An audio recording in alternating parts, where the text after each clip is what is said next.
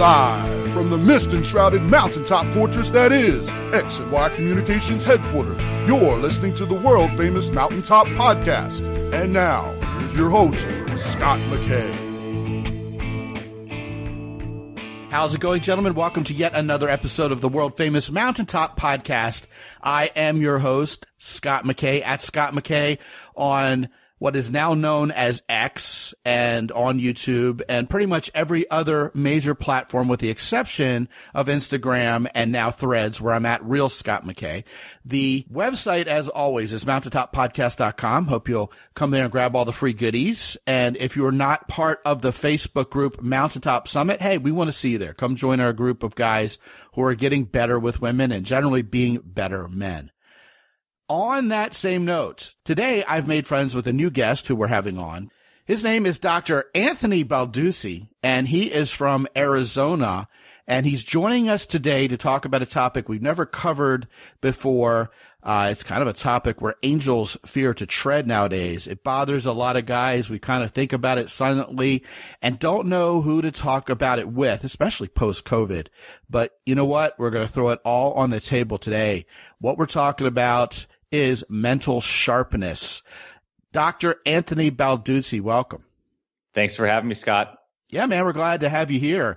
You know, you are a medical doctor, correct? Yes.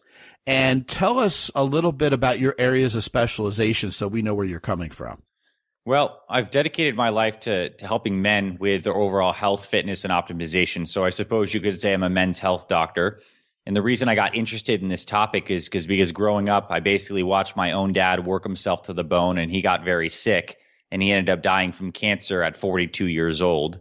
I was 9 at the time, and as you can imagine, that was like a very life-shaping and kind of devastating experience. But it got me, the silver lining, I suppose, was that it got me to really understand how foundational health is, and that a good life is based off of having the health, vitality physically to show up as a man, to enjoy your life and pursue all that stuff. So that's why I help guys like my dad, middle point of life, 40 plus typically, who want to be good physically, mentally, and emotionally, spiritually, because I believe it all ties together. Yeah, I agree with that 100%. I think you have to have a holistic viewpoint of your health, because if you're not healthy in one way, it's going to be the downfall of, well, basically all the rest of those other categories of health, won't it? Yeah, for sure. And the fact is, like, our life experience as embodied humans is shaped by the quality of our physical structure. When we have a brain, a nervous system that is functioning well, we end up feeling alert, happy, connected, and then that shifts how we relate to other people, how we pursue our hobbies and passions. So the mind-body connection is so profound, and it works from the top down, right? You have a nice, healthy mindset, you typically have better behaviors that tend to a good body, and vice versa. When you take care of your body right, you end up having a good mental, emotional life as well. So it works in both ways.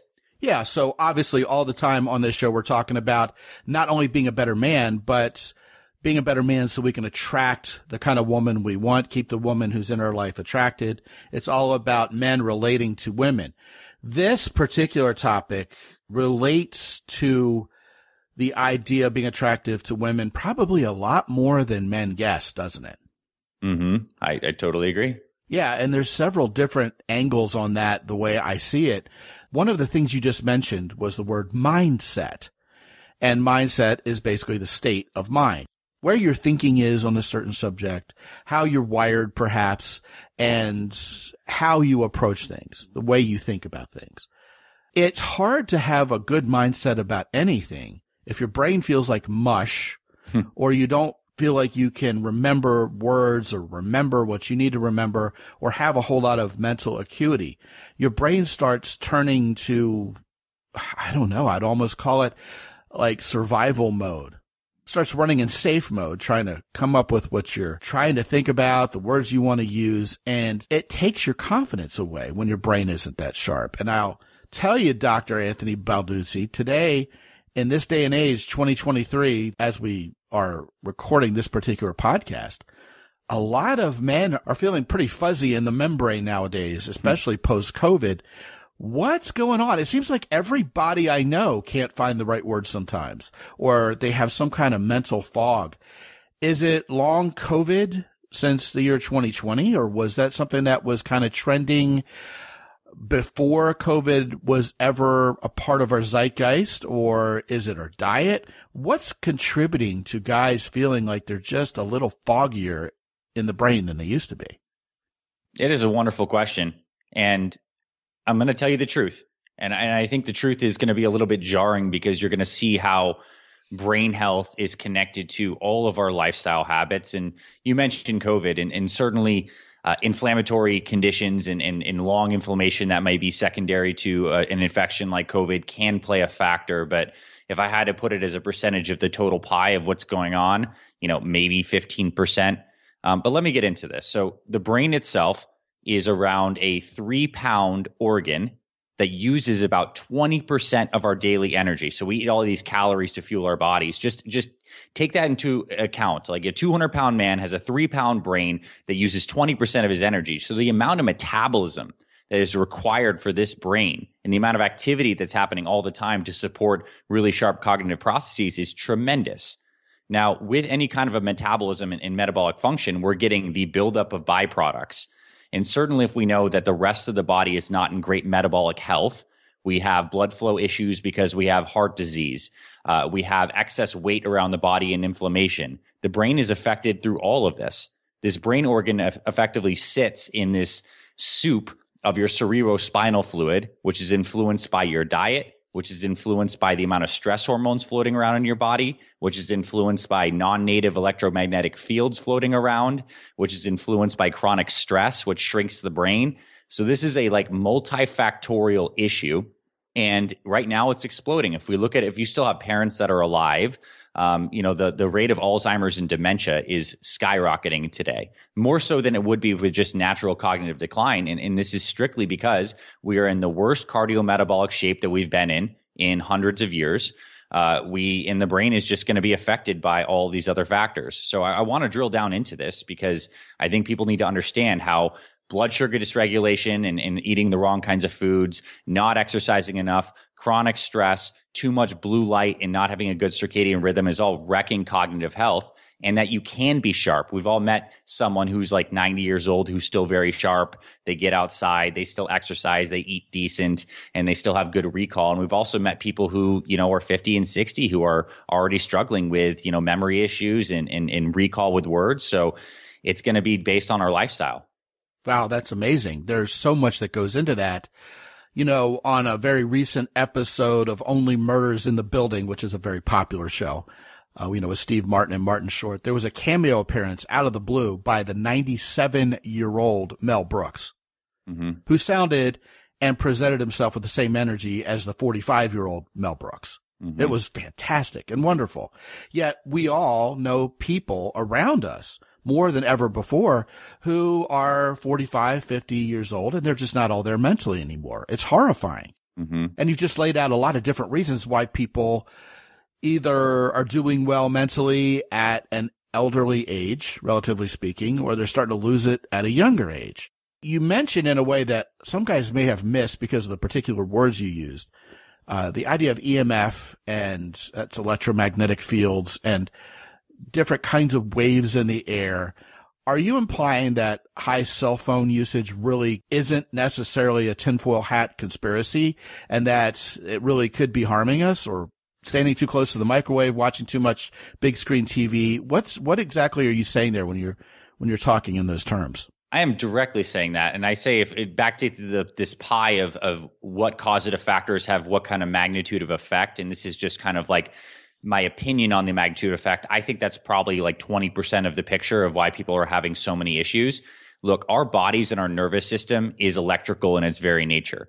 When we say that we need these kind of minerals like sodium, potassium, these electrolytes, the reason we need these is because all of our cells use these minerals to basically conduct electricity.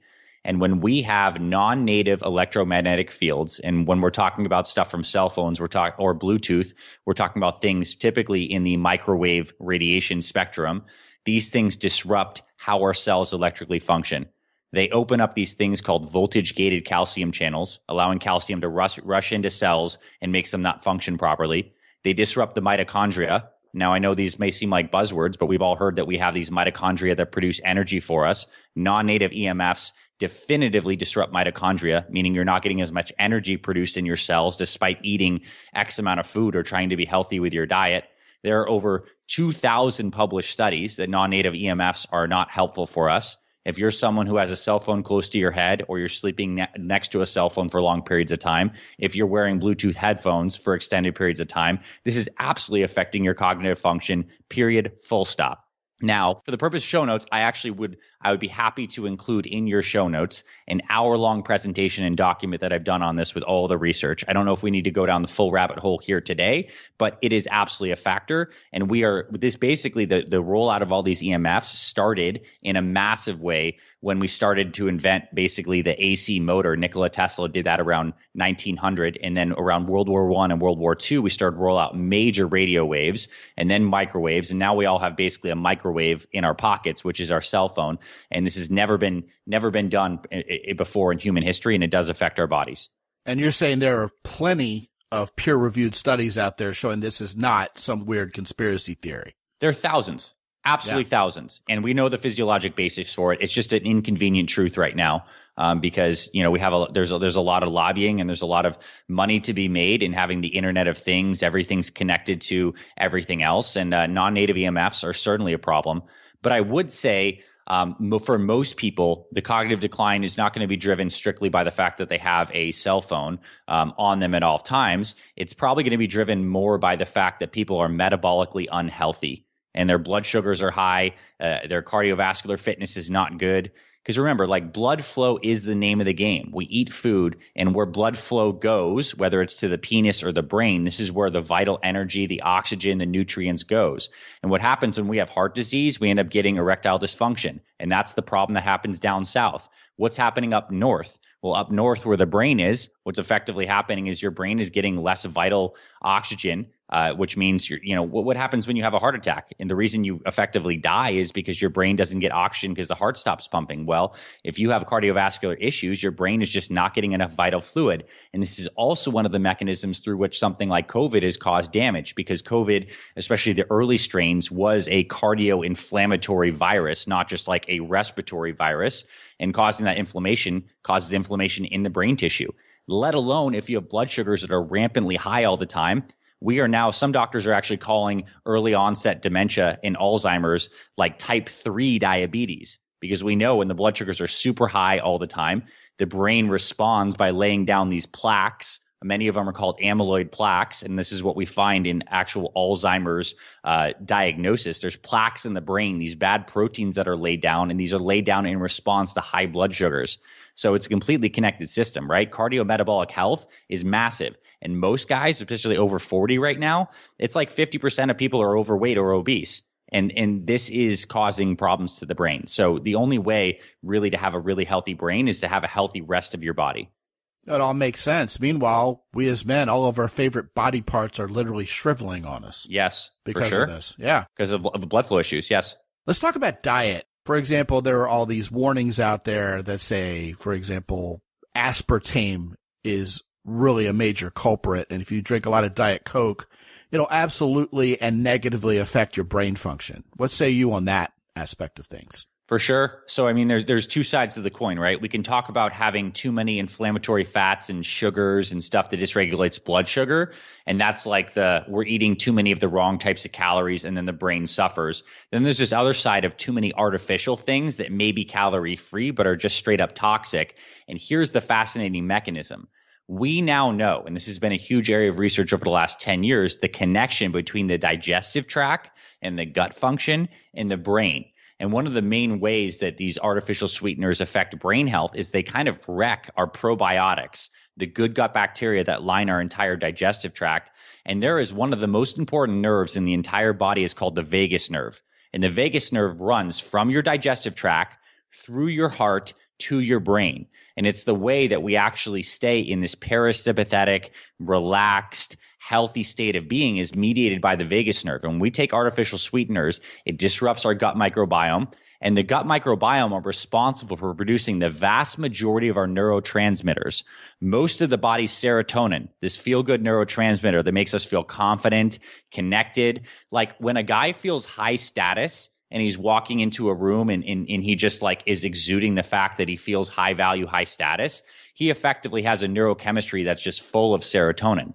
Now, when we take artificial sweeteners, it decreases the gut bacteria that produce serotonin, and then it has shifts to the brain health. And that's let alone other causative mechanisms through which other artificial chemicals like directly cause cancer. So, for example, the pesticide that's sprayed on a lot of wheat is called glyphosate, also known as Roundup. That is a known carcinogen. And the CDC published on their exact website that roughly 81% of people have some kind of glyphosate residue detectable in their system because we're spraying this on our crops. So that's disrupting our gut bacteria and causing cancer. So it's a tough time to be alive, right? I mean, we have these modern conveniences, but we also have so many like pitfalls and potholes that we need to learn how to jump over. And the artificial sweeteners is a big part of the game. So practically speaking, I think getting those out of your life if you're having diet sodas and Cokes, maybe if you need something like stevia or monk fruit or xylitol, these are better options.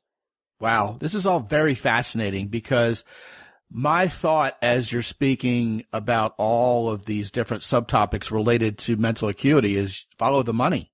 You know, we live in the Western world. It's a capitalist society, and we're not warned about a lot of these things, and we're not encouraged to stop consuming some of these fake foodstuffs. We're not exactly encouraged to be healthier. We're not exactly encouraged to stop eating the things that aren't right for us because too many people are making too much chump change out of it. It's totally true. And I mean, just the simple fact is there is a pharmaceutical food machine that's kind of churning every major Western country, United States included, right? We have big agriculture that each industry of agriculture has their own interest. Pharmaceutical industry does benefit from having lots of customers with who live a long time with certain chronic diseases. And the current medical system is not incentivized to teach people how to change their lifestyle. Like doctors just don't have enough time in an insurance reimbursement model to sit down and tell you how to eat properly. And then half the time the doctors are unhealthy themselves. And Exactly. It's really easy to just say, hey, take this pill because it's going to lower your risk. And we have the studies for this. And it may, but that's not addressing root cause. And unfortunately, to address root cause, we need to get into our homes and our lives, change our routines, change the go-to foods we're having, get back to proper sleep, change the light, exercise more. Like that's a tall order, right? So I think it's important to really understand why this is so important and get the motivation to start to get a foothold on making some changes and making it practical. Yeah, well, speaking of mental acuity, we need to start thinking for ourselves and thinking clearly instead of knee-jerking to what we're told to think is important and or told to do. And I firmly believe this is something that's affecting society at large, Anthony, because whether it's politics, whether it's procreation, whether it's attraction, whether it's where to live, what to do, what brand of shirts to wear, we're all being socially engineered by whoever's trying to make a dollar off of us. And a lot of people just don't see it. And yet when you start digging deeper on these things, the clarity behind what we really should be doing, what's going to be healthier for us, is right there. I mean, you could go all the way back to, hey, you know what? Go to college, go into $250,000 worth of debt so that you can go sit behind a cubicle for 40 years and claw your way up the food chain and get 2 weeks off every year. So true. Someone told you that should be your goal, and you may never have been presented with any other options for what would constitute your own version of the quote-unquote American dream. Mm-hmm. So, I mean, I thought that was important to be said.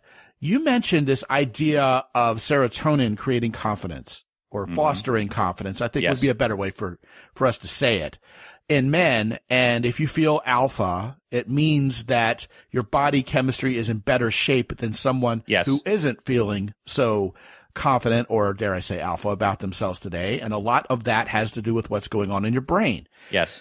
That's shocking. I think that's shocking to a lot of men. But it is no accident that a lot of times when we see people who are higher energy, higher confidence, they're also in better shape physically. Yes. And I think it's easy for us to say, well, of course this guy's confident. I mean, look at him. He looks like a cornerback in the NFL. But really, there's a much more physiological basis for him feeling that confidence and having that positive energy because he's healthy. So there's kind of a misunderstood relationship between the cart and the horse there. Isn't there? Yeah, I think it's an important distinction to know that every emotion we have has a neurochemical basis.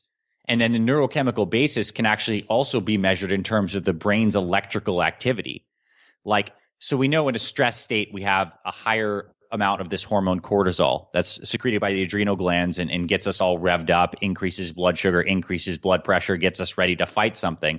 But we also know that cortisol, when raised in the blood, changes the electrical patterns in the brain and gets us to activate some of these deep primal centers that make us very fearful and anxious and high alert, and we're not thinking in a deeper way. And then it also changes the pheromones that our body kicks off, which then are these like subconscious signals to potential mates that this guy is either secure and of high status, or he's actually like insecure and doesn't have the right kind of like chemistry that's literally oozing off of us. And as mammals, we're interfacing. So it's really deep. And I want to bring up stress for a second, because I think this is another symptom of the modern man. Well, many people through the financial pressures or just generally not feeling good in their relationships or feeling like they're kind of stuck in life. Stress is something that we know literally shrinks the area of the brain associated with memory. It's called the hippocampus. It's one of these areas in the middle of the brain. And when we have high stress and chronic stress, it basically shrinks the hippocampus. And so imagine if you're eating the wrong foods and you're chronically stressed. And then typically what happens, it means you're using stimulants and coffee to prop yourself up, which long-term can lead to higher cortisol levels, and you're not sleeping well. Man, this is like a recipe for just like becoming weaker. And here's the sad part about this is some of this damage can be irreversible. Like if you go 2 decades of being like from 40 to 60 of just getting crushed, like there can be some damage that you can't make back. On the flip side, though, if you start to get your lifestyle right and start to change some of this neurochemistry and start to get yourself in good physical shape, you're going to feel so much better. And I think there's a lot of reason when guys go through a big breakup, many guys go ahead and like get on the fitness kick and hit the gym. And I think they think they're doing it because they want to make the body look more attractive to a new potential mate. But really what they're also doing is changing their neurochemistry, resetting their nervous system, and then all the good effects happen from there. Yeah, my next question to you was going to be, let's say we're feeling some of the effects of this and we're freaked out and, well, what you said is scared us straight, so to speak.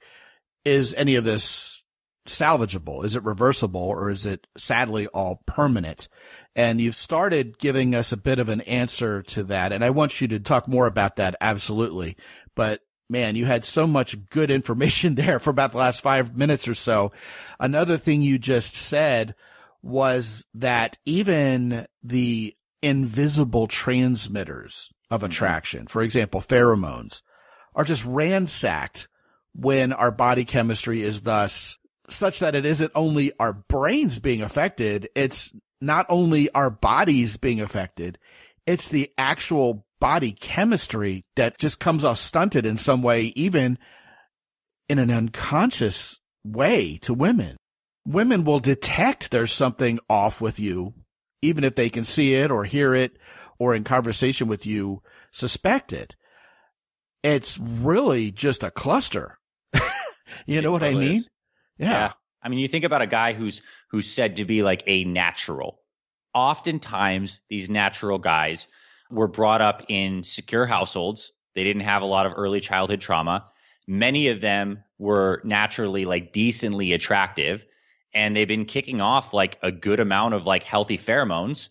And then they had early childhood experiences of women responding favorably because they respond favorably unconsciously to a guy who has a lot of vitality. Because look, if we look at ourselves as mammals, which is one lens that is true, and we can look at this, the female body is always looking for the greatest genetic lottery that it can to enter into a potential mating situation where for 9 months, this woman's going to carry the genetic material in the baby and make a new human. It's a huge investment. So women are always literally sniffing out the highest genetic potential, and men are always kind of kicking off signals about where they're at, actually, like biochemically speaking. So this is what they found is guys who are actually very healthy, are kicking out wonderful pheromones, and guys who are actually unhealthy oftentimes mask their pheromones with different kinds of scents, like the Axe body spray and stuff like this, because it tends to help when you can mask those pheromone scents when you don't have a really healthy baseline. But yeah, it's all massively connected, and it goes beyond just like the conscious realm of us having better game, having better conversation skills, having better confidence and room presence, knowing the things to say. When you have it on a deep physiologic level, it's just kind of natural. And when it comes to the pheromones and those unconscious body chemistry signals we send to women, in addition to all the fake deodorant and chemicals we rub all over ourselves and wash our hair with, we indeed wash our hair twice a day. Mm-hmm. We take more showers in this culture than at any human epoch in history. Yeah. And we just wash all that stuff off. For and sure. we think we're clean, but really we're just sanitized. Yes. And like, look at within the animal kingdom. What are animals always doing with one another? They're sniffing each other's urine or their anal glands. It's just because like scent is the main sense that gets into the hippocampus and memory. And memory is primal in a deep area of our existence and our being. Like, we know that scents can bring people back to old childhood memories. And also when a female is brought up, like her first male relationship that is really good and bonded is oftentimes with her father in a healthy kind of like scenario, right? We would hope so. Yeah, right. And I mean, when that all works right, there are deep primal scent memories in there that are then going to be mirrored in the kind of mate that she wants to go get and have. So this is a really deep topic, but I guess the take home message is when you're healthy, you become more unconsciously attractive to women without you even trying. And when you're healthy, your brain is going to be sharper. You're going to have better serotonin levels. You're going to have better blood flow upstairs and downstairs. And so, I mean, if this is an area you want to optimize and you're really interested in becoming better in women, then there's so many reasons to start eating better, sleeping better, exercising more regularly. And as I want to talk about next is like having a better circadian rhythm, because like this is as fundamental as everything. I'm talking about sleep and sunshine, because I think that's an area where not enough people are putting emphasis on. Yeah, absolutely. I mean, we've talked about sleep in depth on this show, and like so many other subtopics we're hitting on today, Anthony, men just trivialize the need to get this right. And what happens is it becomes this cumulative effect of all these little bad habits, creating a mountain of problems, not only cognitively, but for our health and our attractiveness to women in general, right? Yeah, for sure. And I'm sure you guys have talked about sleep, but let me give my take on it for a couple minutes, because I think I can share it in a way that at least seems profound to me and might land for someone else listening. So everything on this planet, all the life on this planet is connected directly to the sun. The energy that comes off the sun, the full spectrum electromagnetic waves from the sun, the infrared, the visible light, the UV light, all interfaces with our physiology. The healthy human needs to be connected with the light cycles of the sun. And this is dramatically what's changed over the last couple hundred years. We started to get artificial light. Now we have all these devices with us all the time that kick off the artificial blue light, and this crushes our circadian rhythm. Now, to be healthy and to have a healthy brain, we need to have healthy melatonin signaling. Melatonin is the main hormone secreted by the brain that reduces inflammation and keeps us sharp. The one thing we know that destroys melatonin levels is artificial light from screens. So if you are some guy that is watching his phone or his TV, sometime when the sun is already set, you are destroying your melatonin production and you're damaging your brain, period, full stop, end of story. The other part of this is in the morning. It is essential for guys to get outside and get sunshine in their eyes. Sunshine in the eyes in the morning lowers cortisol, that stress hormone. And that stress hormone cortisol is something that negatively impacts testosterone. So we need to get sunshine on the eyes. And there's also research if guys get full body sunshine, including sunshine on the testicles, testosterone levels naturally rise. And when we get sunshine in the eyes in the morning, it produces serotonin, which later in the day gets converted to melatonin. So we need to get our light cycles right. If you want to be healthy, you need to be entrained to the natural light cycles. When it's light outside, you're getting sunshine on your body and your eyes. When it's dark outside, you're cutting out the blue light and you're sleeping better. If you do not do this, your health is not going to be good. Your neurochemistry is not going to be good, period. Well, I can vouch first person for when we go camping, we take the RV and go out into the wilderness. Or even when we go to a developing country, all of us feel healthier within 48 hours. Sure. Yeah. It's light and non-native EMF. You're in a healthier EMF environment as well. Yeah, and the food isn't fake, especially in developing countries. I mean, one time they served chicken to my son in Ethiopia. And he's like, Dad, this doesn't taste like chicken. And I said to him, no, that tastes like chicken. You know what I mean? Yeah. So yeah, just fascinating stuff. Well, I got to tell you, having gone through this entire episode with you, listening to everything you had to say, which is all incredibly well presented and well articulated and feels spot on, I have to say, Anthony, all of us are horrified. I mean, there's probably not a single guy listening to the sound of our voices who feels like he's completely off the hook on this stuff. So let's say you found yourself getting a little bit fuzzy. I mean, you can remember what happened in second grade, but you can't remember the guy who was on TV 10 minutes ago, and you're bothered by that. What are the first steps we could do to start getting our brains back? Sure. And I think I'm glad we mentioned sleep, because like the foundational thing is you got to reestablish your healthy light cycle. So if you do not have some kind of blue blocking glasses or stuff like that, you got to get your circadian rhythm on point, which means cutting down the blue light late at night, because otherwise you're just going to continue to get an unnatural light signal that's going to crush your brain health because you're not having melatonin. So get your light signals right. And this means getting on your iPhone, putting on like the night shift mode that turns your screen a little orange at night, and getting some glasses to protect your brain, because your eyes are an extension of your brain, and light is really one of the master signals that controls the brain. And we're going to see this over the next 10 years. The research is going to explode. We already know it, and you're hearing it here kind of first in a big way. And then the second thing would be to take control of your nutrition. And this means getting some kind of standardized routine. It doesn't need to be extreme, but like whether you choose to intermittent fast or you have breakfast, standardize your first meal of the day and make it healthy. So at the very least, every day you get up, you have something good and healthy. It could be some kind of egg-based recipe. It could be smoothies or protein shakes, but like get a routine in place for your nutrition. So you're focusing on that and getting a lot of this crap out of your diet. And then finally, I would say is get some regular exercise. We know that exercise is so good for blood flow, which means it's great for the brain. And it doesn't have to be exercise in a gym. I believe that humans are meant to be outside walking as much as possible. So even if you can commit to taking some short walks throughout the day or trying to get a certain number of steps, just get outside, especially if you want to go meet people. Like go start walking around outside and getting in the sunshine. That is so foundational. It's actually more important than doing some fancy P90X workout. So my real actionable answer is understand the order of importance in the hierarchy. Sleep and circadian rhythm is foundational. Then you focus on nutrition. Then you focus on the exercise. And if you do some of these things in this order and also check in with yourself, knowing which areas you're most efficient in and which areas you need help with, then you will start to see some gains to your cognitive health. And of course, like I help people do this all the time, specifically dads over 40. So I know there'll be some links you'll share to our resources. If guys want to drill into any of these categories, sleep, nutrition, exercise, we have tons of stuff that people can dive into. Yeah, all of that is at mountaintoppodcast.com/fitfather, FITFATHER, because you, Dr. Anthony Balduzzi, are the founder and head honcho over at the Fit Father Project.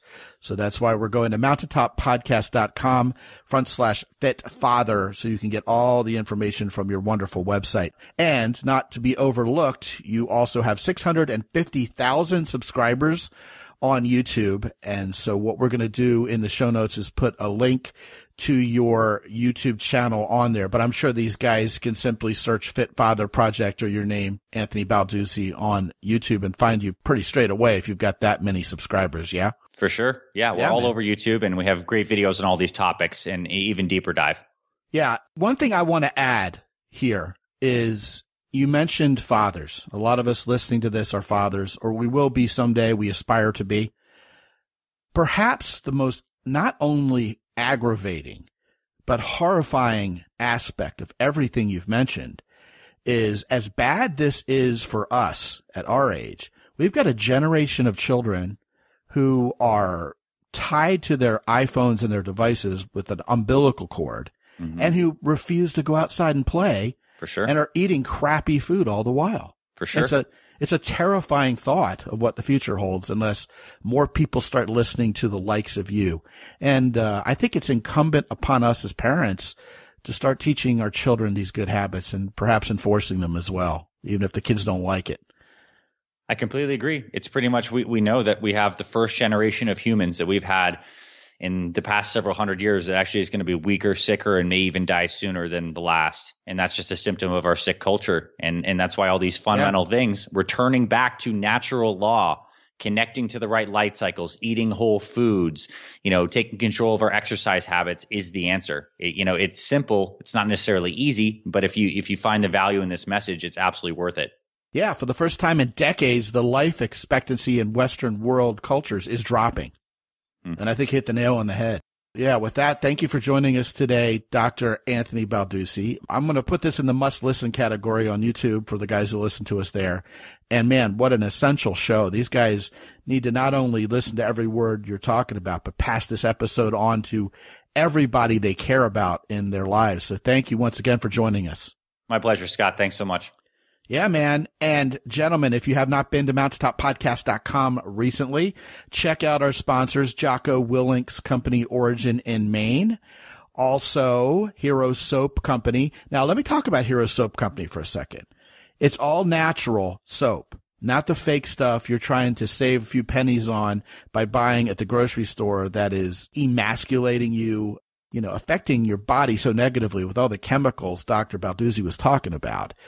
Hero Soap also gives money back to veterans, to wounded veterans, and it's a good cause, and it smells great. So check those guys out at herosoap.com. Hey, have you picked up your Keyport yet? It is the 21st century Swiss Army knife made better. Go visit those guys at Keyport and design your own everyday carry device that matches your personality and your needs. All of those sponsors are there for you, one click away at mountaintoppodcast.com. And when you indeed get you some from any of our three sponsors, go ahead and use the code MOUNTAIN10 for an extra 10% off. Also, guys, some of you have not gotten on my calendar to talk to me on the phone for free. That opportunity is there for you using the big red button at mountaintoppodcast.com. I'm exactly who you think I'm going to be. And what I want to talk to you about is your future with the right woman. All of that and more is there for you at mountaintoppodcast.com. And until I talk to you again real soon, this is Scott McKay from X&Y Communications in San Antonio, Texas. Be good out there.